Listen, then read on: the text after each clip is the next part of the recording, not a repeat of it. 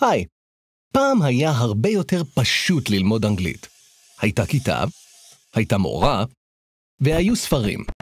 בכל אופן, כל מה שהיית צריך לעשות הוא לשנן רשימות של אוצר מילים, וללמוד כמה כללים פשוטים.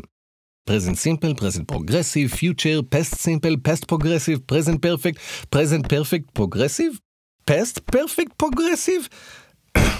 בעצם, זה לא היה כל כך פשוט. אוקיי, אז איך אפשר באמת ללמוד אנגלית? אני מתכוון ממש לשלוט בשפה, לשפר את הקריאה, להרחיב את אוצר המילים. חייבת להיות דרך יעילה יותר להכניס את הכל טוב טוב לראש. אנחנו בפטור חושבים שזה אפשרי.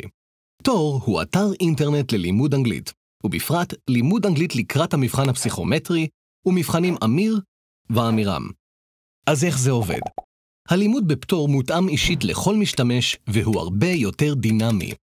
אוצר המילים הנלמד מופיע במסגרת כתבות וידאו.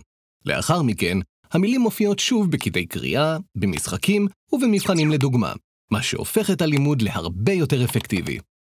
תוך זמן קצר תלמדו יותר מ1,000 מילים חדשות, תשפרו את מהירות הקריאה ותפתרו בקלות את השאלות במבחן. עם פטור הציון שלכם יעלה ותוכלו לקבל פטור באנגלית.